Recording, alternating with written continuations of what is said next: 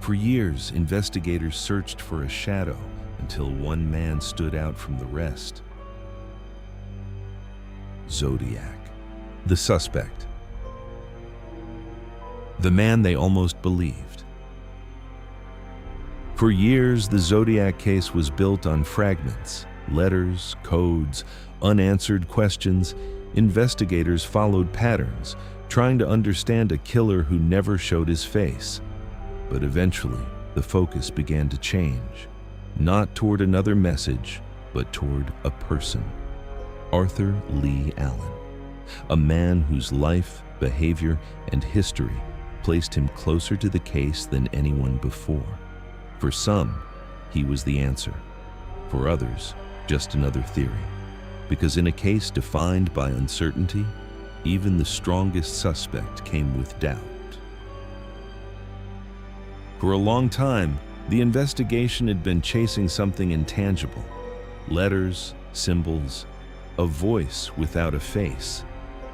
The Zodiac wasn't just a killer, he was an idea. A presence that could appear anywhere and disappear just as easily. Investigators followed patterns. They studied the codes. They tried to understand the mind behind the messages.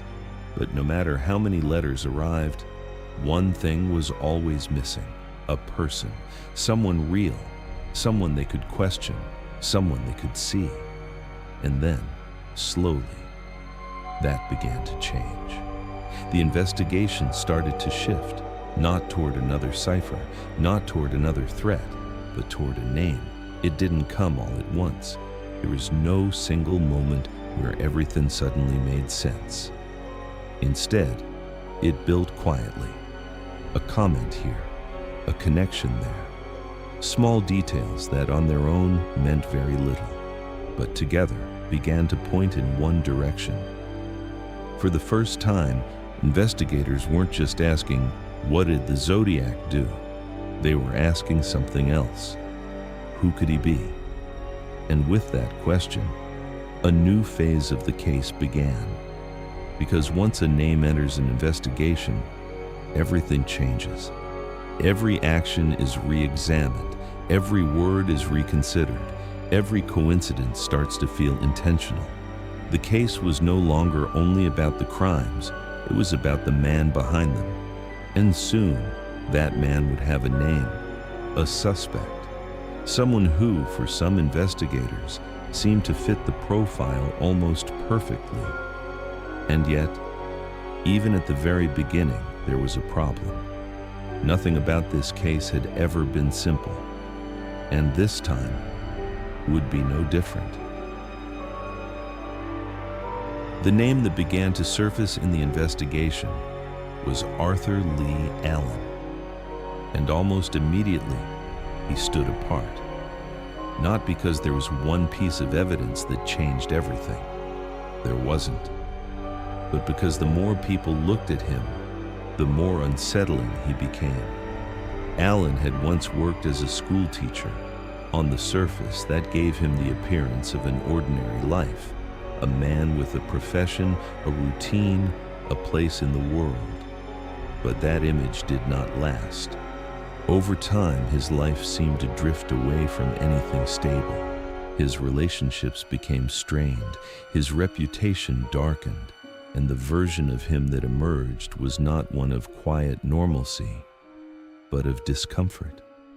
There was something about him that made people uneasy, not necessarily because of one dramatic act, but because of the pattern he left behind. He was described as strange, at times socially awkward, at times intense, a man who could appear calm on the outside, while giving others the sense that something underneath was deeply off. And in a case like Zodiac, that mattered, because investigators were no longer looking only for physical evidence. They were looking for personality, for behavior, for someone whose inner world might reflect the menace that had been mailed to newspapers and carved into public fear. Allen's past only made that suspicion heavier. He had a criminal history that already placed him outside the boundaries of trust. Not the kind of history that proved murder, but the kind that changed how people saw him. It suggested secrecy, boundary violations, a willingness to cross lines that most people do not cross. And once that became part of his story, it became impossible to separate the man from the possibility. Then there were the smaller details, the details that, in another life, might have meant nothing. His fascination with weapons, his interest in violent themes, the way certain comments and personal habits seemed to echo parts of the Zodiac mythos. None of it was enough on its own, but this case had never been built on one thing alone. It was built on accumulation. And Allen seemed to accumulate suspicion almost effortlessly. There was also the matter of isolation. By many accounts, he did not move through the world with ease. He was not someone who blended naturally into warmth or ordinary social rhythm. There was distance around him, a sense of detachment, as if he stood slightly outside the lives of others, watching rather than belonging. That, too, fed the theory. Because Zodiac had always seemed to write like a man demanding power from a distance, someone who wanted attention, but not closeness, control, but not connection. And for some investigators, Allen began to feel like a man who understood that emotional terrain far too well.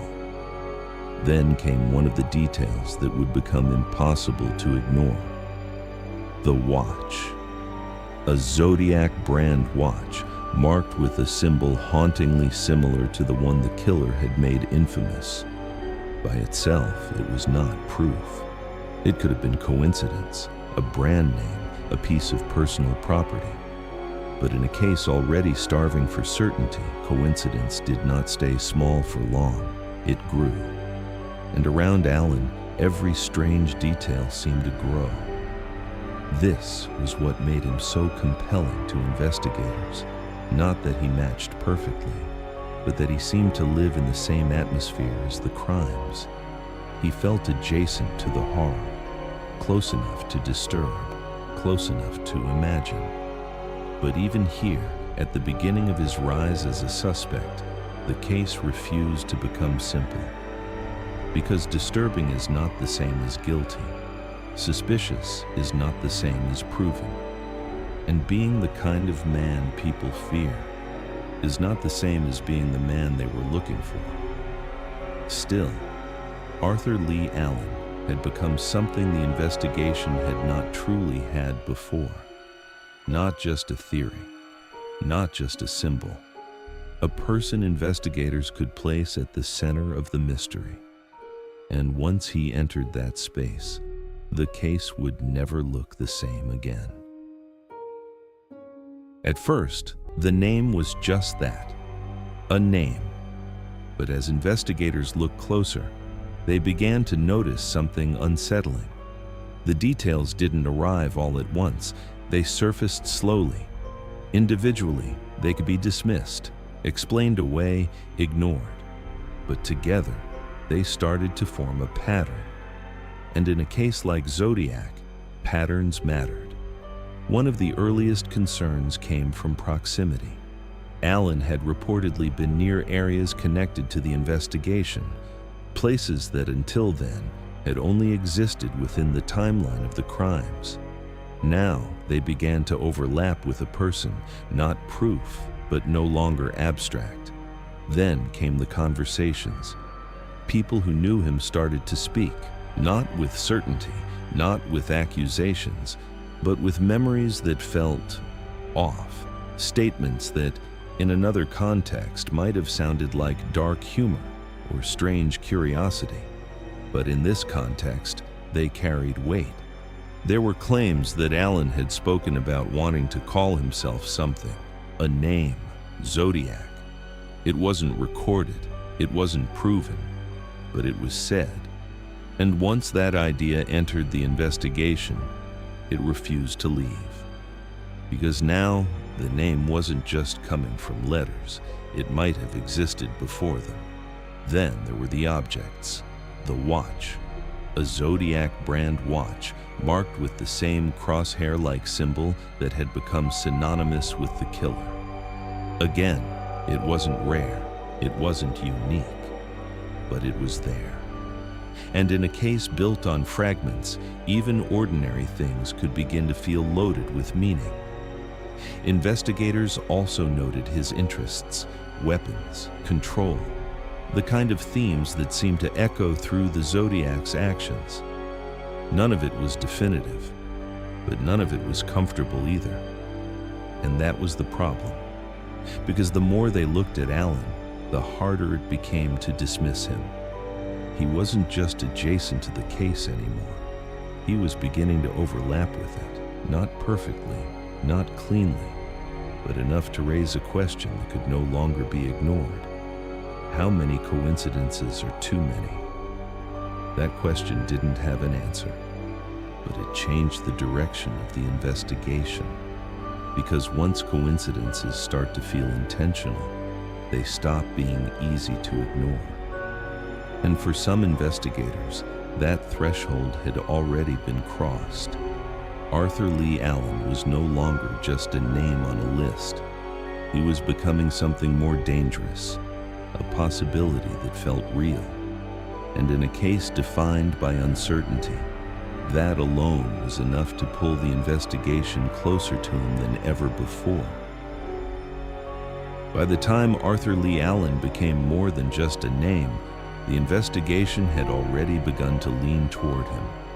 Not completely, not with certainty, but enough to act.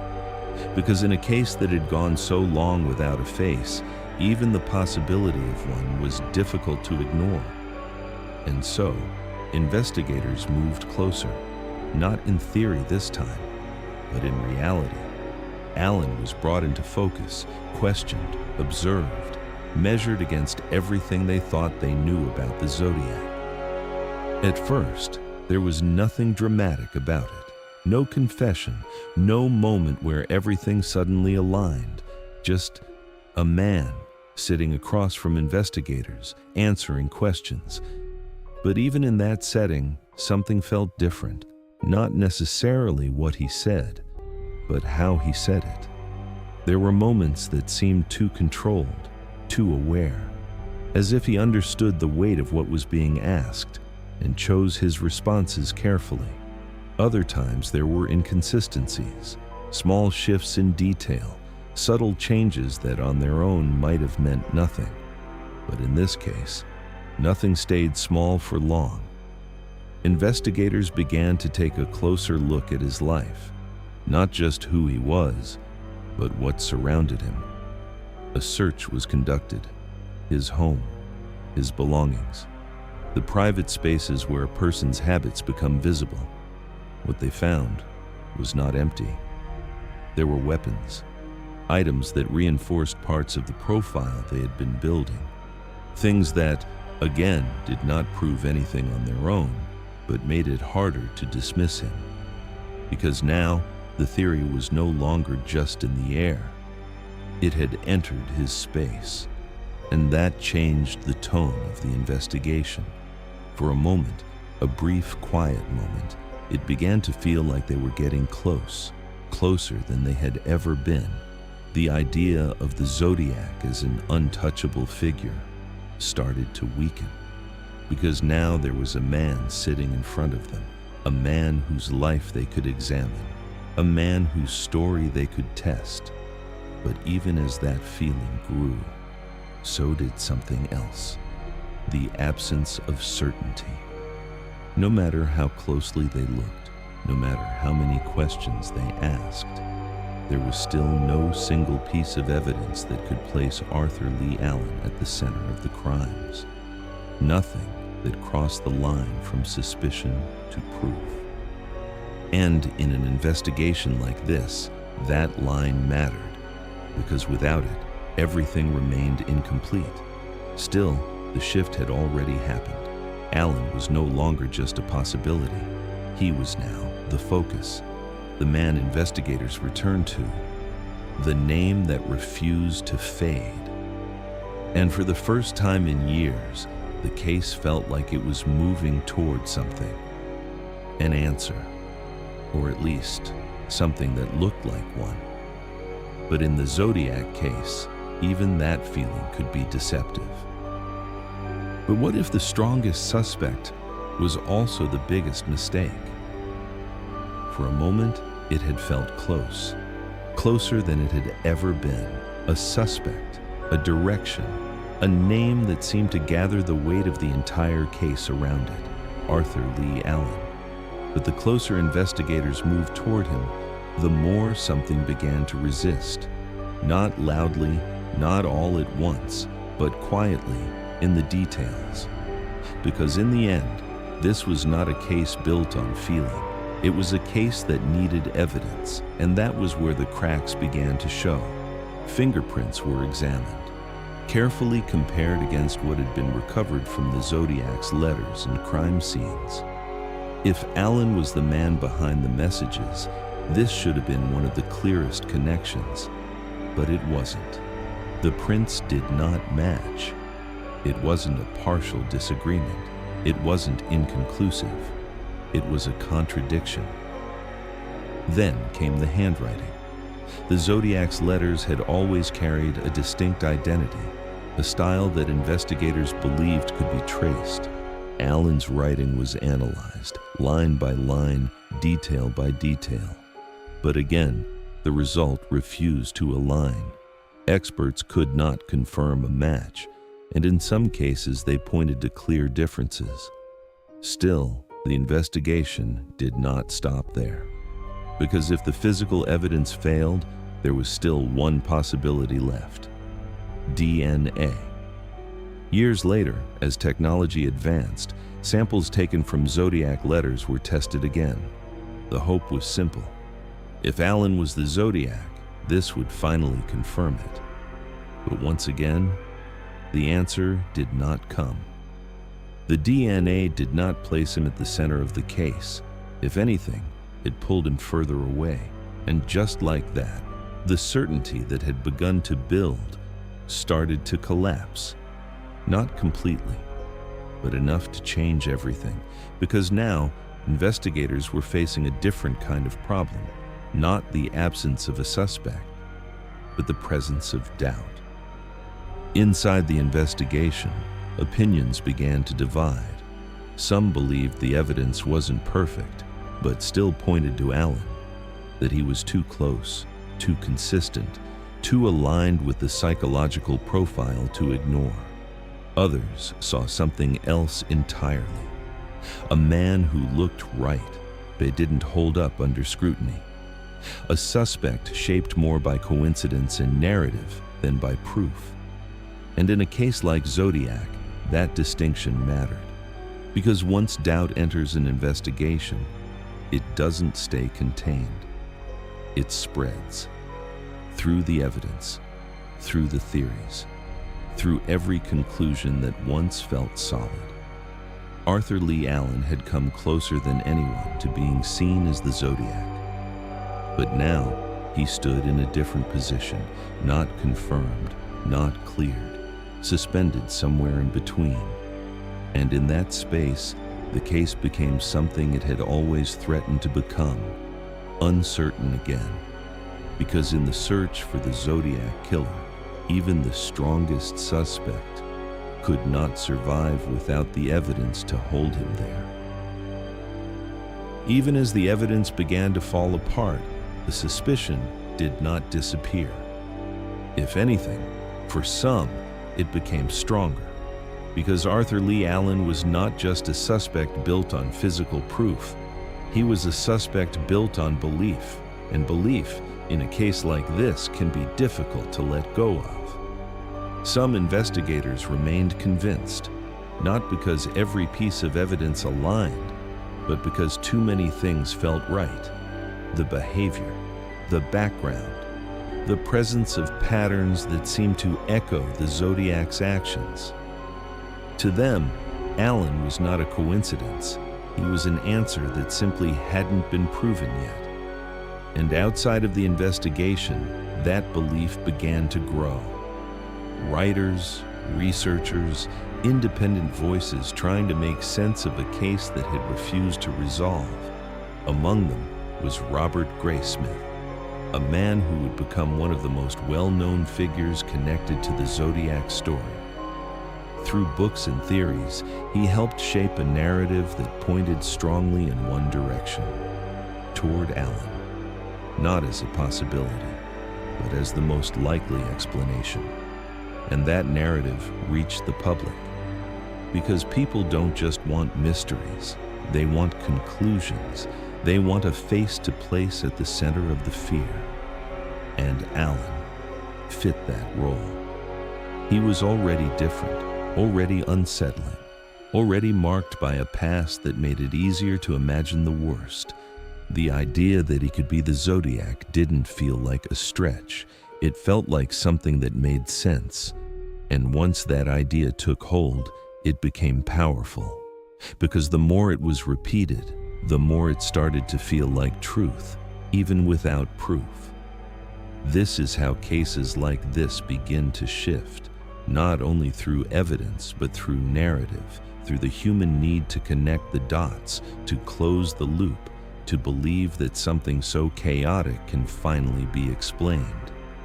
And for a time, Arthur Leigh Allen became that explanation. The man many believed was hiding in plain sight. The man who, for some, was the Zodiac Killer. But belief is not the same as certainty. And in this case, that difference would prove impossible to ignore.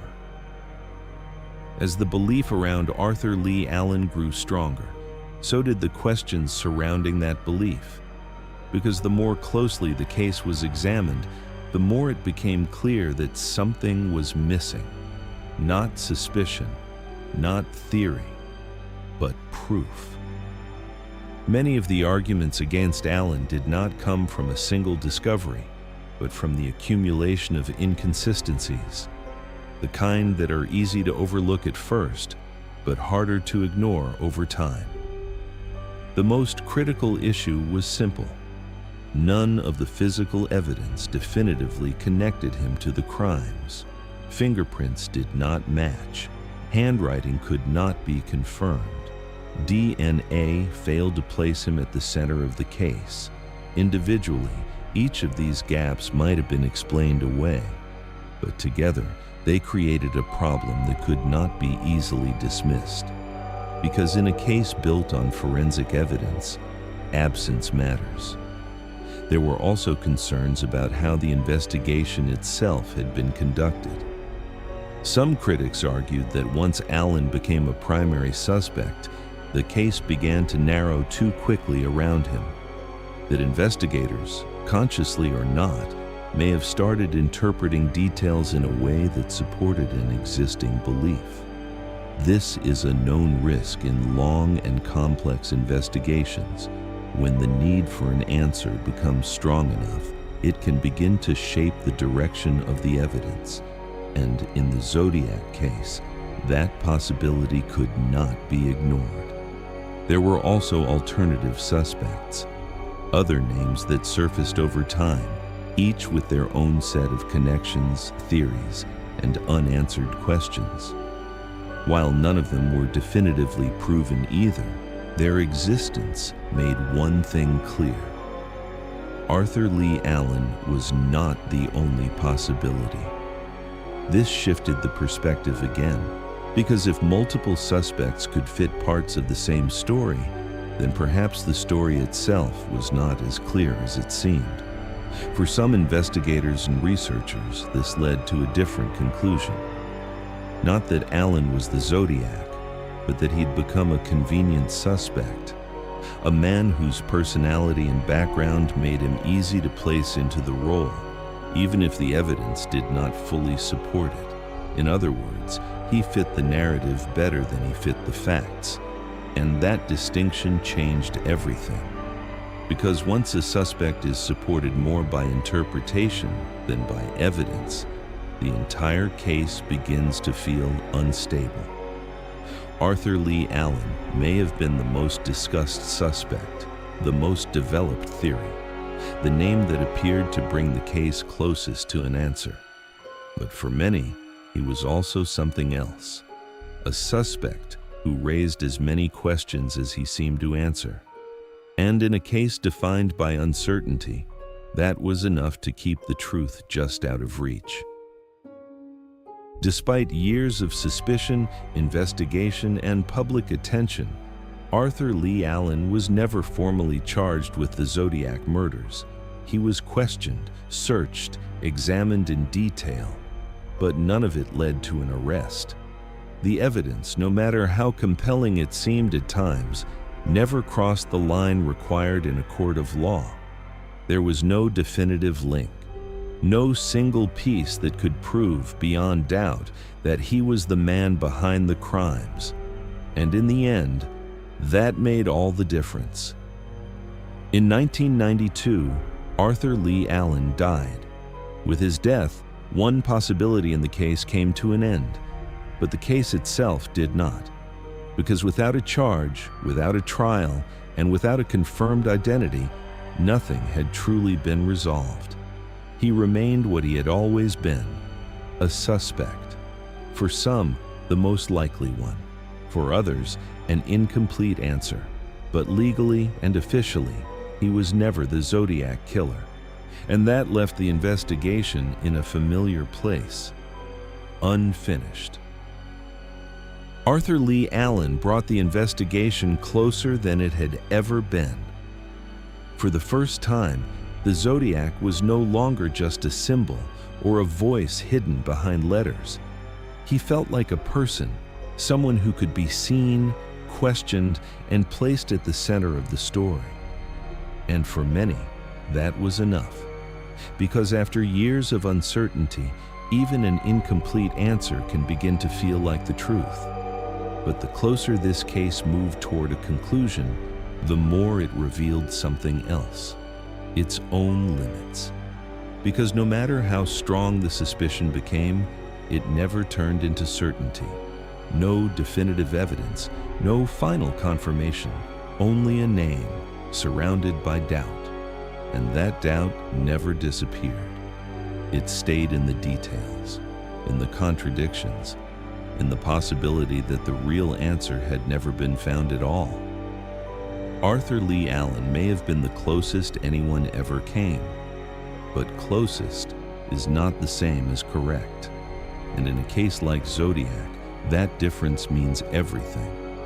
Because if the strongest suspect cannot be proven, then the question remains exactly where it began. Who was the Zodiac Killer? Was it a man investigators had already found, but could never prove? Or someone else entirely, a figure who stayed just far enough out of reach to become something more than a person? A shadow, a name without a face, a story that refuses to end. And maybe that is the most unsettling truth of all, that even after everything, the letters, the codes, the suspects, the Zodiac was never fully revealed, only followed, only imagined, and perhaps still unknown. A name was found, a suspect was built, but the truth remained out of reach. Next on True Echoes. The investigation had followed the evidence and reached its closest point to an answer. But the Zodiac case was never just about one suspect. There were other theories, other names, and a question that refused to go away. If Arthur Leigh Allen was not the Zodiac, then who was? In the final chapter, we step back from the suspect and face the full mystery. Not just who the Zodiac might have been, but why, after all these years, the truth has never been found. Next on Catching Killers, the Zodiac Killer, the final mystery. The truth coming soon on True Echoes. Arthur Leigh Allen brought investigators closer than ever before. For a moment, it felt like the mystery was about to end. But in the Zodiac case, nothing was ever that simple. Because even the strongest suspect could not answer the most important question. Not who seemed right, but what could be proven, and without that, the case remained exactly where it had always been, unfinished. Share your thoughts in the comments. Every voice matters. Subscribe and step into the echoes of truth. To be continued.